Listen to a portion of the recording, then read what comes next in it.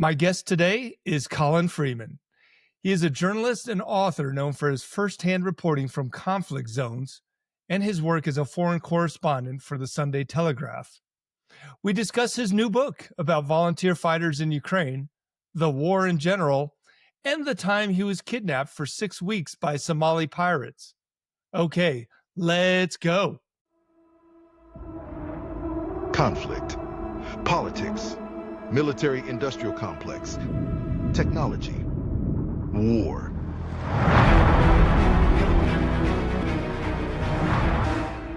The Flash Traffic Podcast. Hey, sounds like me. Shut up, I'm doing a podcast. Yeah, wasn't sure if I was on mic there or not. Yeah. I do that all the time.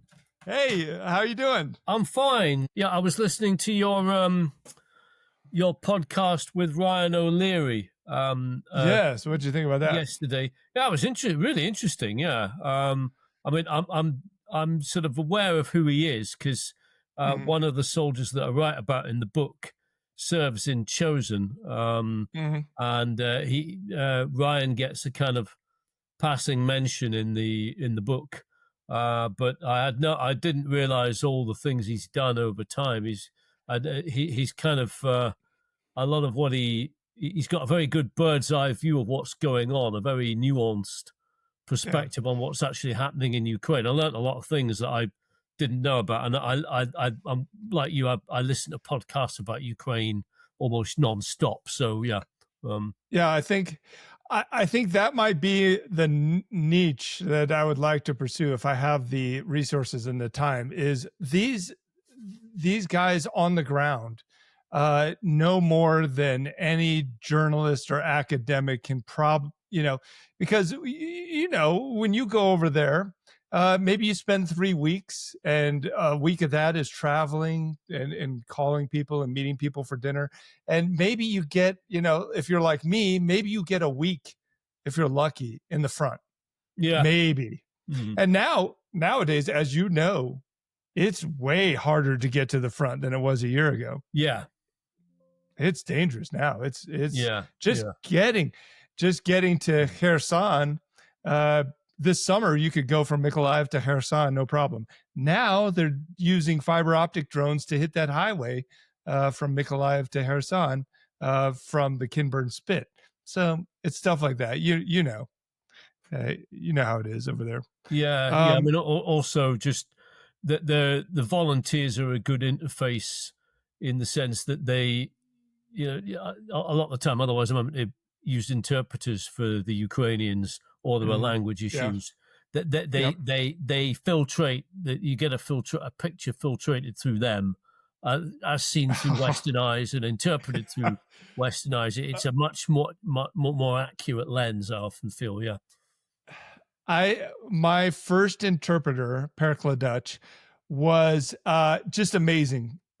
Great guy, great English speaker, great. Obviously, he spoke Sujic, Russian, Ukrainian. But man, he would go off on conversations because he was ex-military or retired military, and he would just like go off on his own research tangents. I'm like, what are you guys talking about for the last 5 minutes?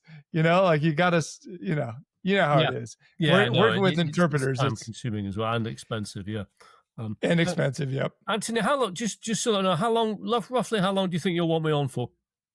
Oh, this usually goes for about 45 minutes to an hour tops. Okay, tops.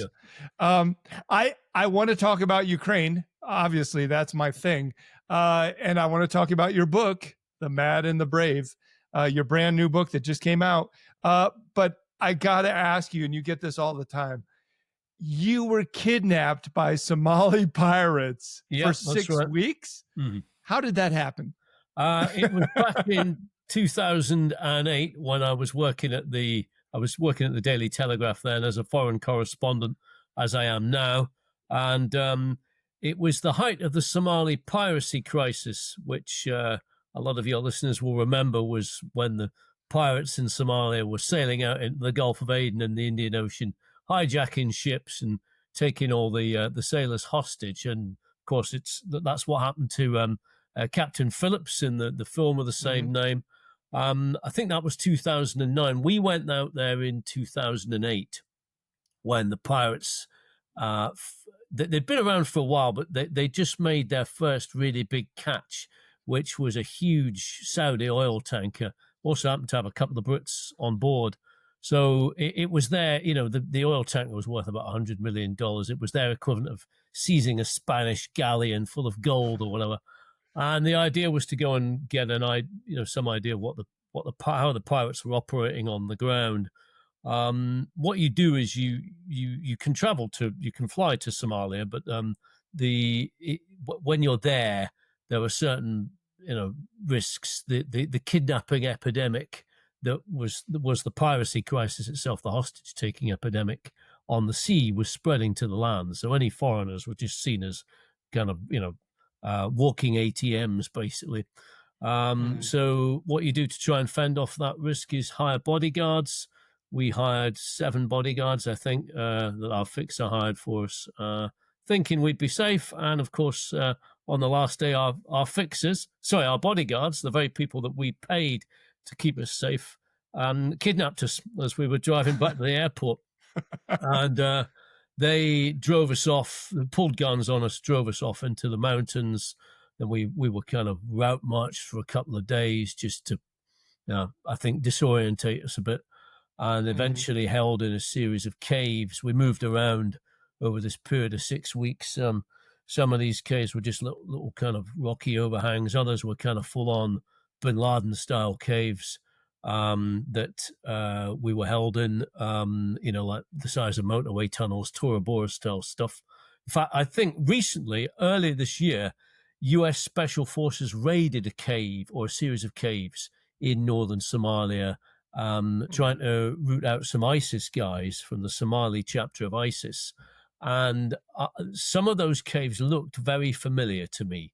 I would not be surprised if they were the same caves. It's still a pretty dangerous area, so I've not had a chance Oh to go yeah. back. But yeah, I mean, they demanded money for us. Our paper said we're not going to pay a ransom. They tried to bring pressure to bear, saying, look, through local sheikhs, tribal leaders, people like that, saying, look, if you hold foreigners who come to your country, it will backfire on you. You won't get aid workers. You certainly won't get any investment coming in, foreign business people. Hmm. Whether that worked or not, or whether a certain amount of money changed hands, or whether it was something kind of half and half, between the two, I don't know. But I do know we were pretty lucky. We were held for 6 weeks, which felt like a hell of a long time at the time, but some people get held there for 6 months or even a matter of years. So yeah, we got off fairly lightly, really. Yeah, because I'm sure if they're not going to get a return on their investment, it doesn't behoove them, or they just don't care about the hostages at that point. So they No. would just as soon kill you, let you starve, leave you tied up in a cave. They don't care. They they Wha- they tend not to kill people, but what they do have is a lot of patience, yeah, and they've held people in Somalia for years on end, 3, 4, even 5 years. And as you just pointed out, the problem with that is that you're paying guards to look after somebody for that length of time. It Yeah. ends up, that they end up hundreds of thousands of dollars, sometimes millions of dollars out of pocket if they don't get a Mhm. payout at the end. And Yeah. actually, yeah, that does then encourage mistreatment as well. Yeah. So you don't exactly even know how your release was secured. You Not don't know really, all no. the exact Um, details. yeah, just there's you just woke what you I just do woke know up is one day and they're like, "You're free to go." that we knew that there were negotiations going on. We didn't know the substance of the negotiations very much. And then also at the last minute, the negotiations apparently fell through, and we were told, "Sorry, you're not going to get released. We're going to keep you for another year if we have to." I was like, "Oh, great." Then they changed their mind a few hours later that afternoon, just as I was having to kind of try and make the mental adjustment of spending a year in captivity, which wasn't easy. And then we were handed over in a kind of checkpoint Charlie style Yeah. handover, where they turned up, the kidnappers were gathered a kind of their own private army. There was about 50 of them, armed with rocket propelled grenades and heavy machine guns on mounted on trucks, clearly worried about some sort of setup, that they're getting jumped by the police, which is always the issue on any hostage handover. You think of the people getting released in Israel at the moment. It's a very fraught moment because it's the moment the kidnappers have to show their hand. It's like being in a drug deal and you're the kind of contraband, and that it could all go horribly wrong and end in a shootout. They're the two most dangerous times in hostage taking is the initial hostage taking and then the release. Yeah. Those are the two times that the hostages are most likely to be killed accidentally or on purpose. Yeah. It's very fraught. If you've ever seen Scarface, where Al Pacino does the drug deal that goes wrong and someone ends up getting chainsawed, that is the kind of image that goes through your head. Lots of very trigger happy people and all sorts of scope for double crossing and misunderstandings. Yeah, it's not pleasant. Also, it's tough because it means the toughest moment is right at the end. Yeah. I had heard, correct me if this is wrong, but the Somali pirates at one point were so successful financially that they had more physical money than they knew what to do with because of that just their economies. So there were Somali pirates that were just burying money in the dirt. Have you heard that story? It's possible. I mean, over the 3 or 4 years that the piracy was going really well, which was about 2008 to 2012, they earned something like $500 million in cash, basically. Which is, about the same, the equivalent. I can't remember the figures. It's about the equivalent of what they were receiving in aid every year or something like that. It was an enormous amount of money for a country that poor. And sadly, they've now got very little to show for it, really. Most of it was either salted away in foreign bank accounts or, as you say, I dare say, in some cases, because many of the people there would not have been financially literate, buried away for a rainy day that, that probably never came. There was lots of talk of it, but, slightly romanticized talk of them investing it in their own communities.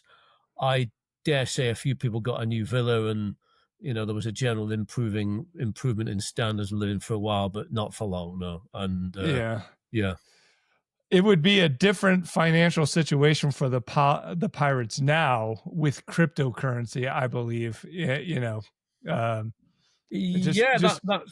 That's possible. I mean, to the extent to which they're a properly online society that could benefit from that sort of thing, I don't really know. But certainly, the crypto has worrying implications more generally for the ease with which hostages can be taken, because that was traditionally always a weak link in any kidnap plan. Is the kidnappers have got to get the money, the cash, gold bullion.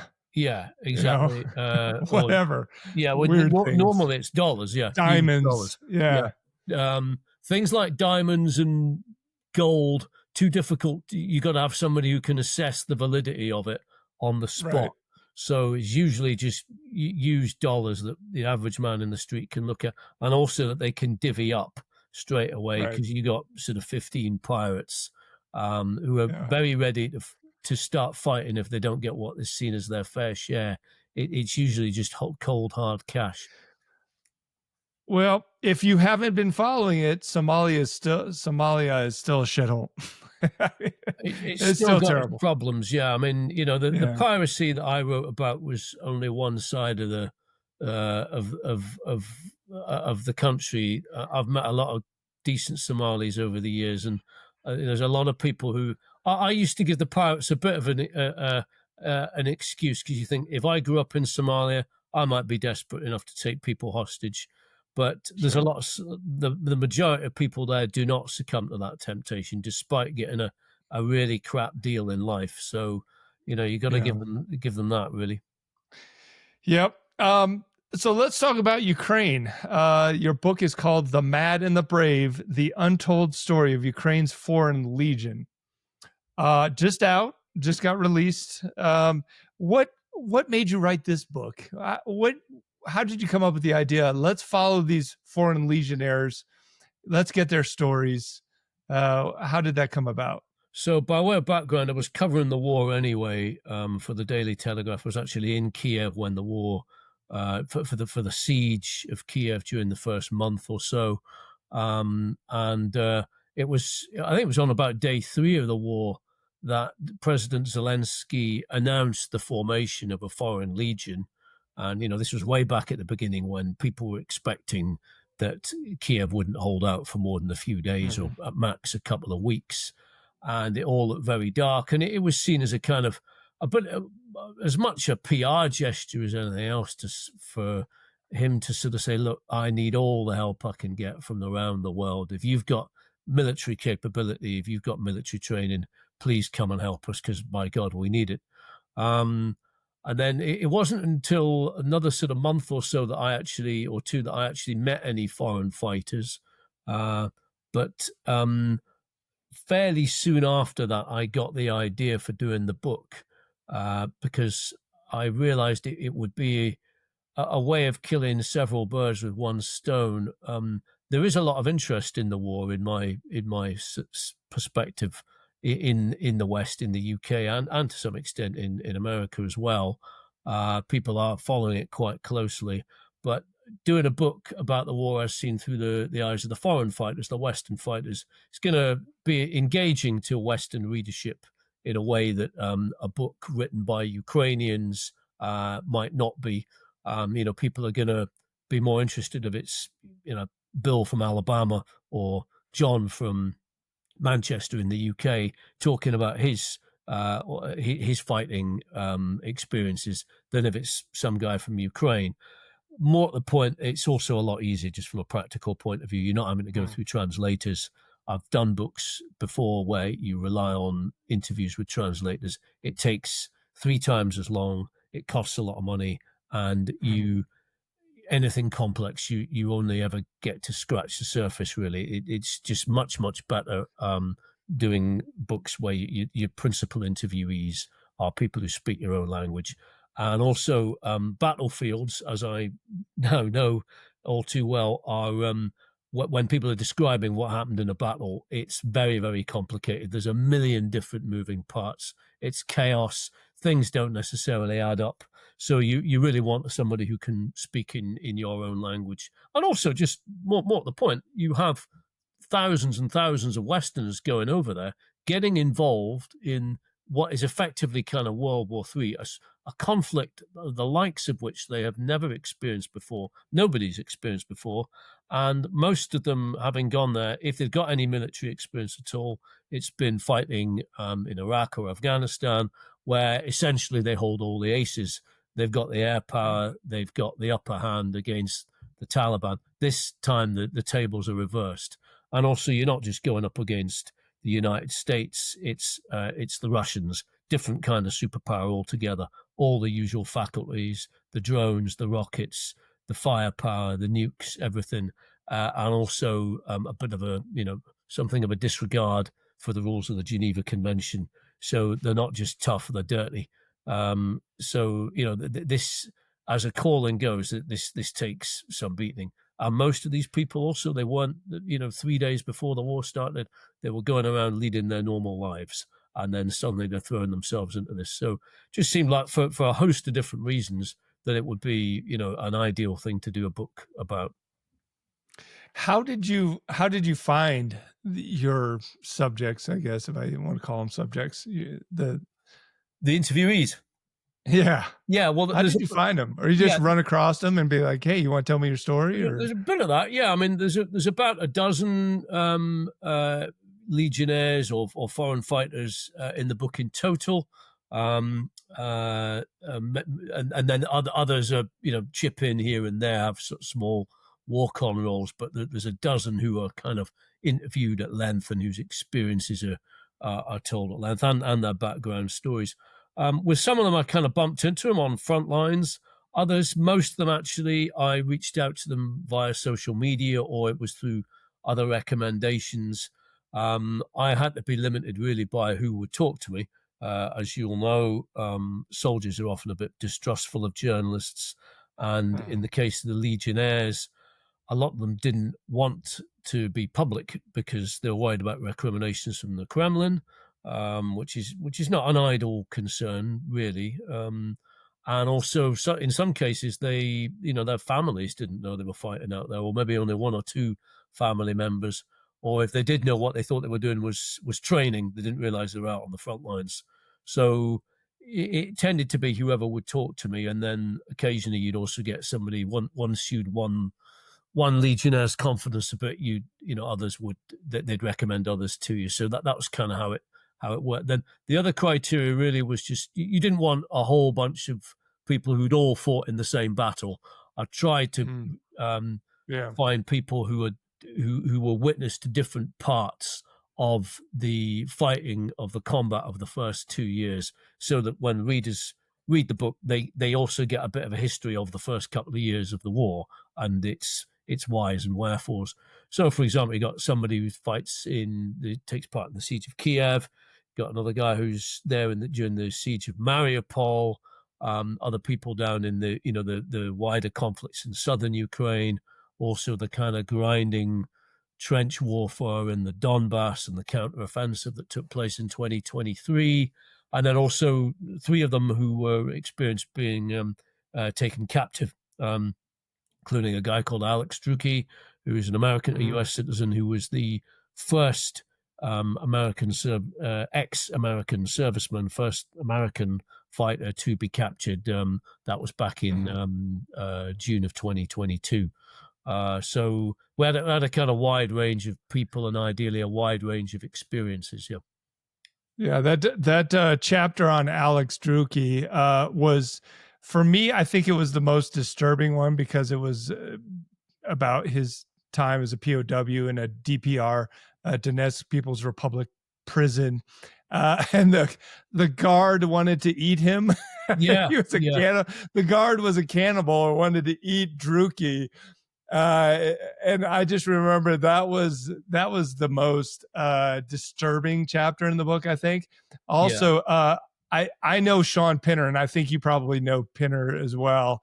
I've known him for a couple of years. He was on the podcast, and just his story, to hear him talk about his time as a POW, it is just kind of gut-wrenching. But also, are you ever afraid that, when you go to the front lines in Ukraine, yes, you could get blown up by an FPV drone or artillery, but my greatest fear is becoming a POW, becoming captured, and you were captured by Somali pirates. So, is that your biggest fear when you go to the front? I might die, but. It would be, but to be honest, the Ukrainian front lines in my experience, are fairly well demarcated. And as a reporter, having got myself into trouble a few times before, as we've just been discussing, and putting my family through hell, I'm fairly careful these days about the risks I take.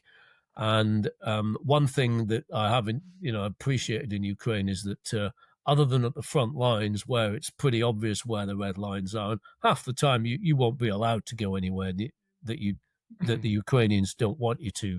It's kind of hard to get yourself into trouble. Other than that, though, there are not groups of Russian saboteurs or special forces or pro-Russian militias and their kind of allies wandering around the country trying to kidnap Westerners. So I've never really worried too much about that. But yeah, if it happened if it happened, it would be it would be a horrific prospect. Yeah, and my sense is that every foreign fighter who gets captured goes through a very similar ordeal of several weeks of real serious soul-breaking torture, and then off into a prison camp for an uncertain fate. Yeah. The getting to the front lines now has gotten both more dangerous and less dangerous. What I mean by that is the gray zone has expanded so much that it's really hard to get even close to the front line now because of drones.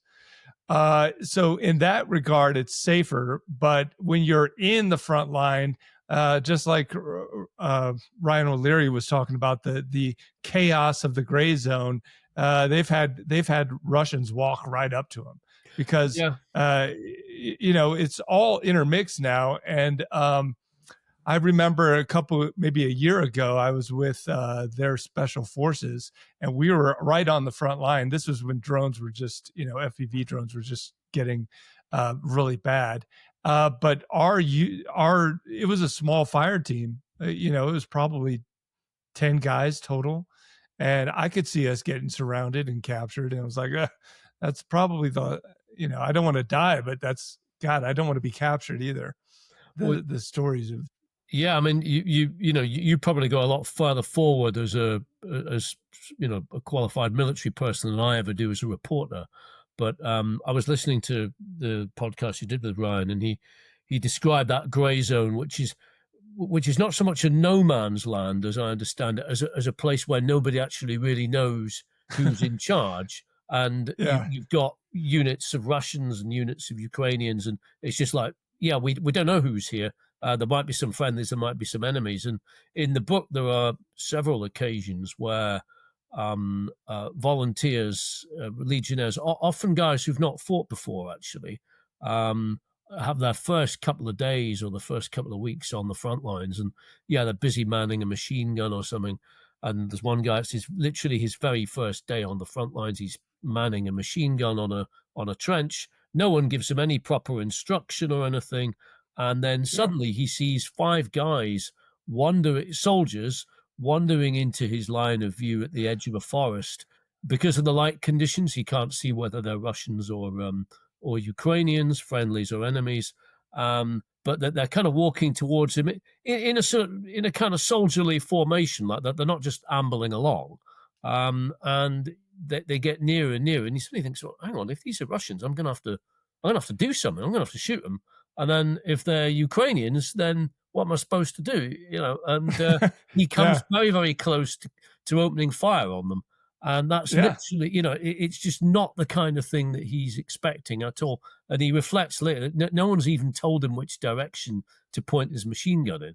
So, it's just this very, very disorganized and often quite chaotic picture that you get that is sometimes just so chaotic, it's almost hard to put into print, because a reader would just be, well, surely it's not that daft. Yeah, but it seems to be a lot of the time, There's always been the fog of war, but I think it's exceptionally acute in Ukraine.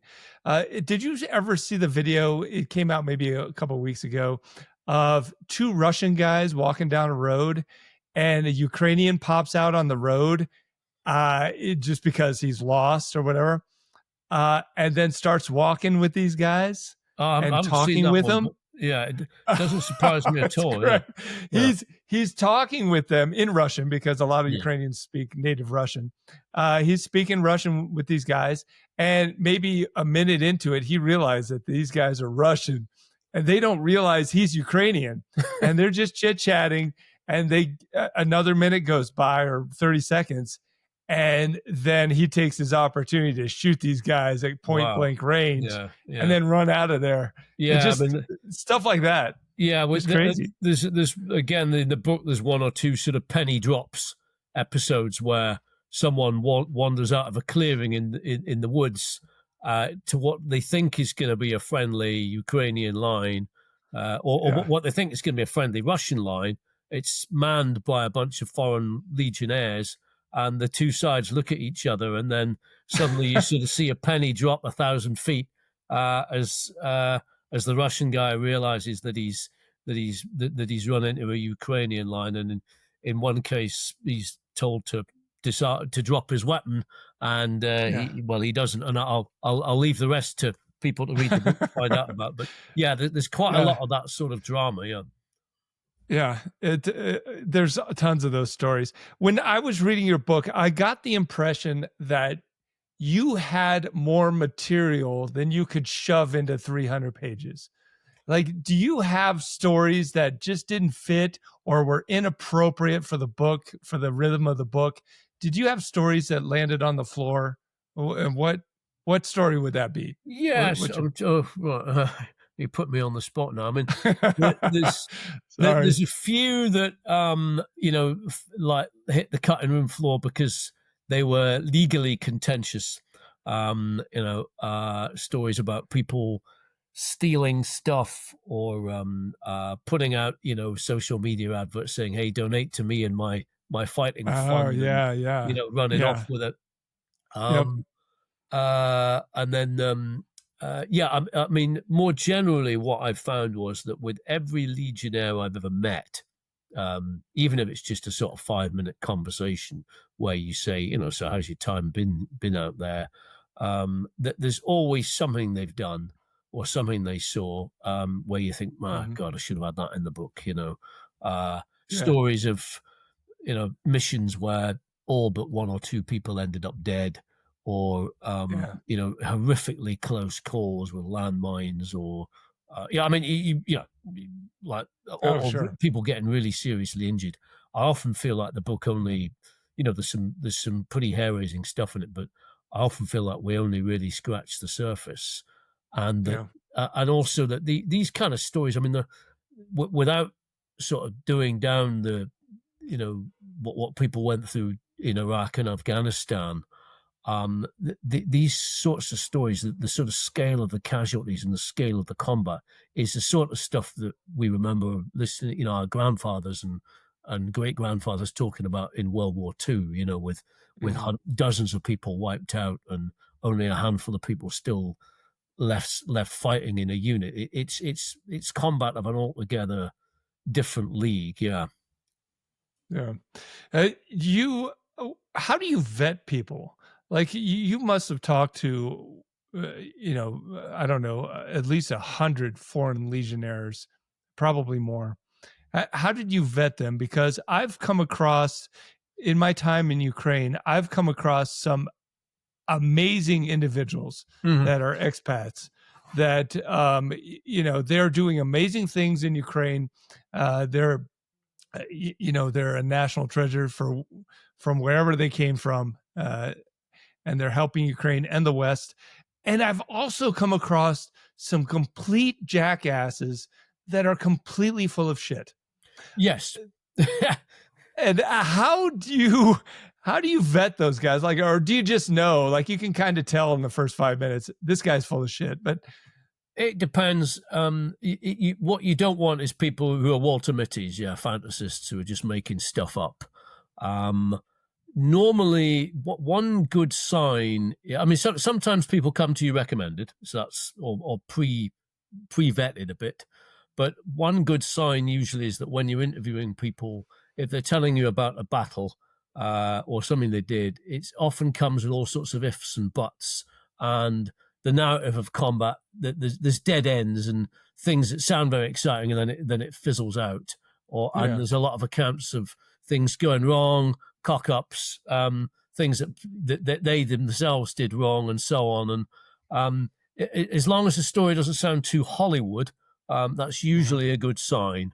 And yeah, also, if there's a degree of self-deprecation and self-criticism, and not trying to make themselves out like a hero, that they didn't sort of clear 5 Russians in one trench with one hand and busy chucking grenades with another and things like that. So that's one way. I kind of Google people a bit, and mhm, I do whatever background checks online I can to some extent. Otherwise, you have to some extent, and I say this at the beginning of the book, you do have to take what people say on trust a bit.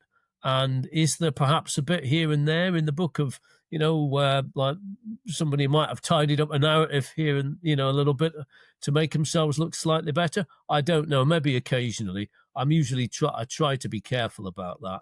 Uh, yeah, but at the end of the day, I'm not out there. I'm not in these battle scenes, so there's a limited opportunity for verifying anything that people say.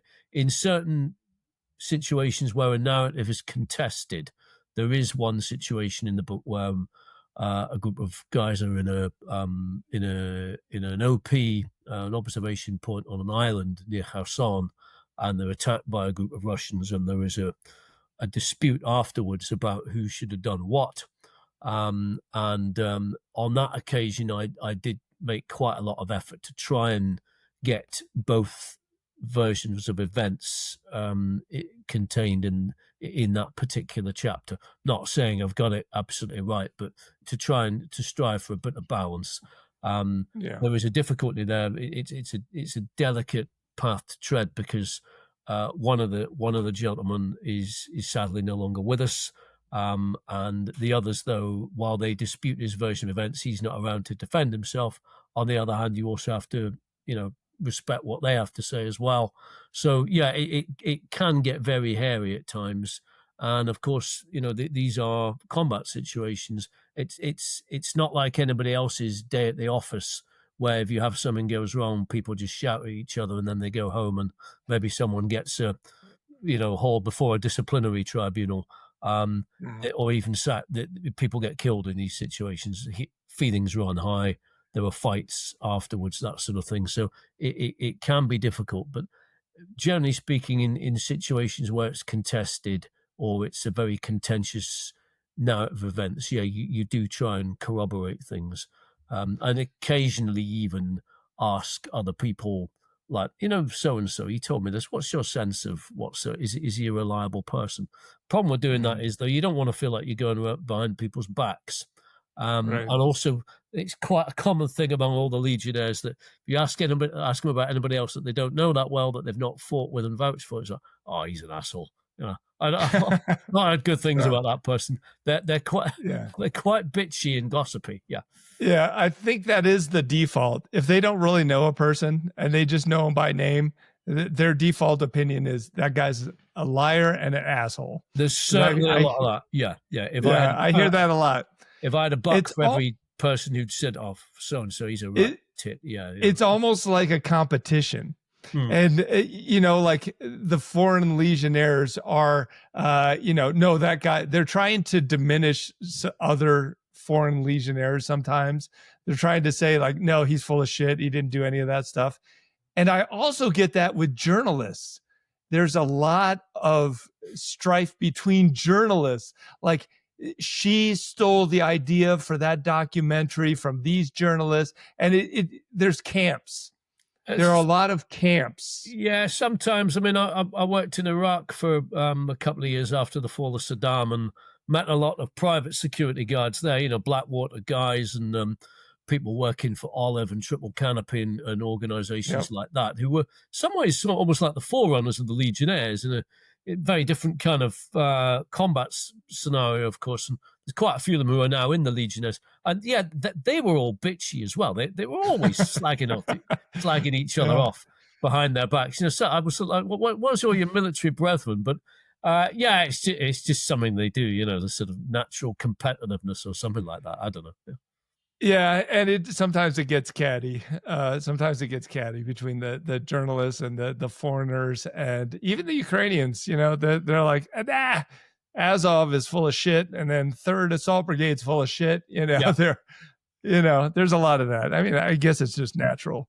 How do you think this war is going, and how is it going to end? What's your opinion on the war in general? Well, you'll have had other people like Ryan who are far more better qualified to answer that one than I am.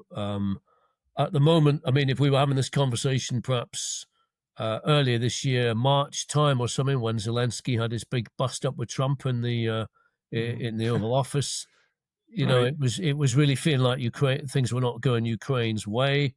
Now there's a sense that sort of things have sort of swung back. The momentum is a little bit with Ukraine. You see them retaking a few places, and the Russian push in Pokrovsk and everywhere else, as we know, is not really going anywhere very fast. I don't really have an awful lot of very original observations on that.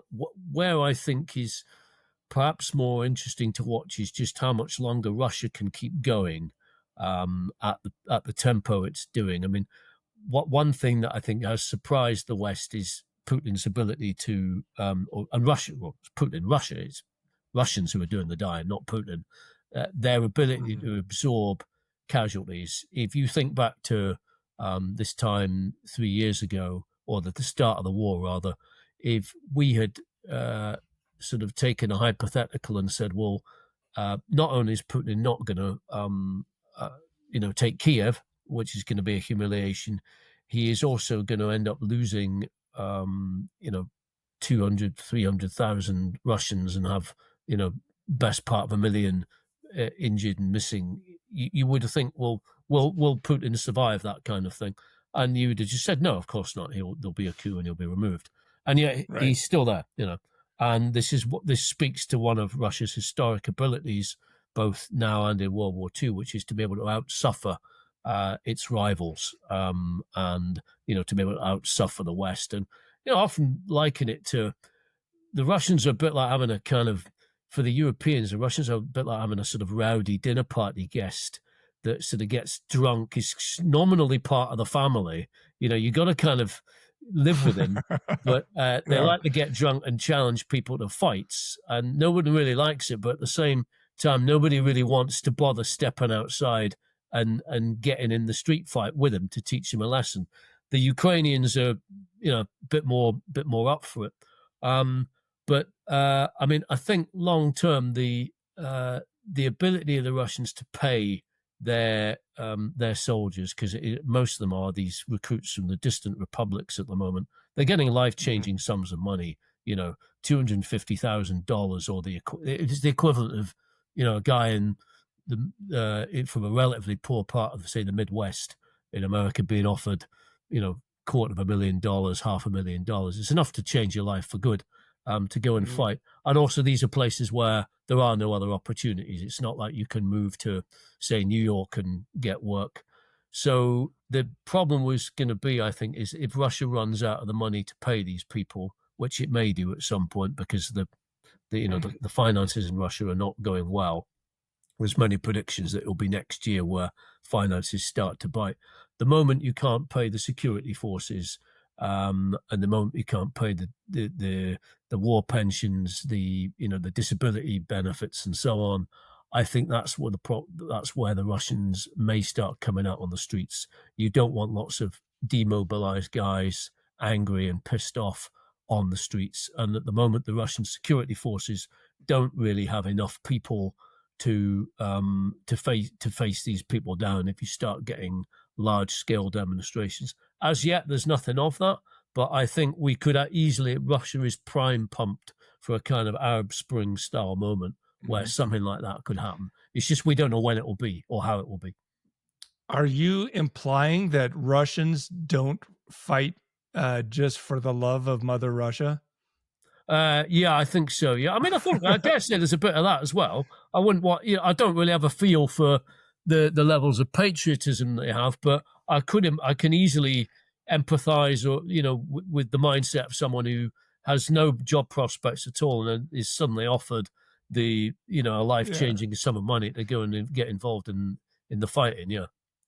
Yeah, no, I'm being facetious. I'm pretty sure that most Russians are fighting just so they can afford a flat or a new car, or their parents can when they die, which is more likely than not.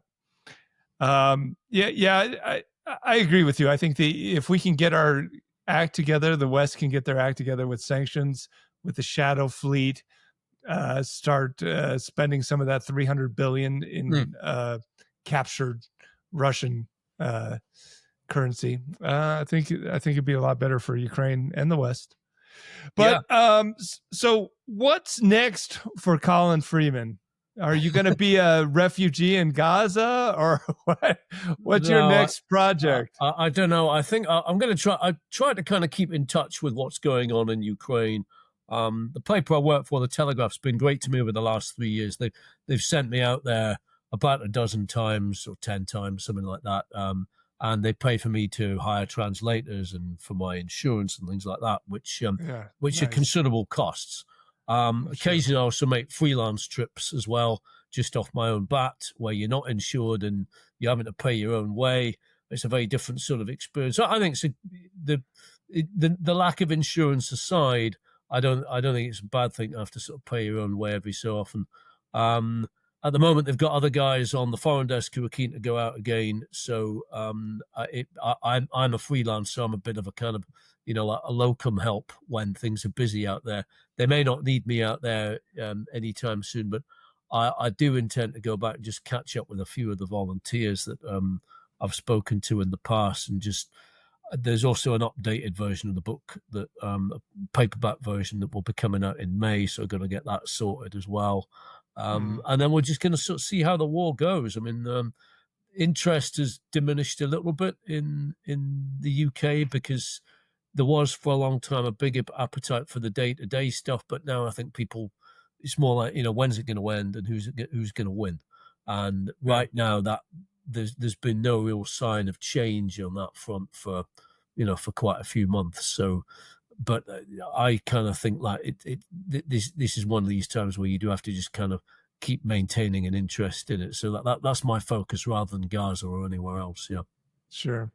Well, your next book a couple years from now might be something about Taiwan. We shall see. I wouldn't be I surprised. hope not. Yeah, I wouldn't be surprised if we see some of the same characters who fought in Ukraine going to Taiwan. That would be amazing. Yeah, that would. Yeah, some of those old WhatsApp groups and Signal groups. If Ukraine finished and Taiwan started, there would definitely be people saying, "Do we need to go out and help?" It would depend on whether their help was wanted or needed, of course. But for those guys, it's a drug. Right? The adrenaline, the excitement, the camaraderie, the sense of purpose, definitely. Yeah. Yep. I would say so. Yeah. Yeah. Anyways, Colin, your book is called "The Mad and the Brave: The Untold Story of Ukraine's Foreign Legion," and it's great. I enjoyed it. It's one of my favorite books about Ukraine, and there are a lot of them now. But when I was reading it, I looked forward to it. I can't say that on every Ukraine book, but definitely this one. So thanks for your time. This has been great. I appreciate it. Thanks very much, Anthony. Thanks for having me. I've enjoyed it. Okay, good chat. Bye-bye.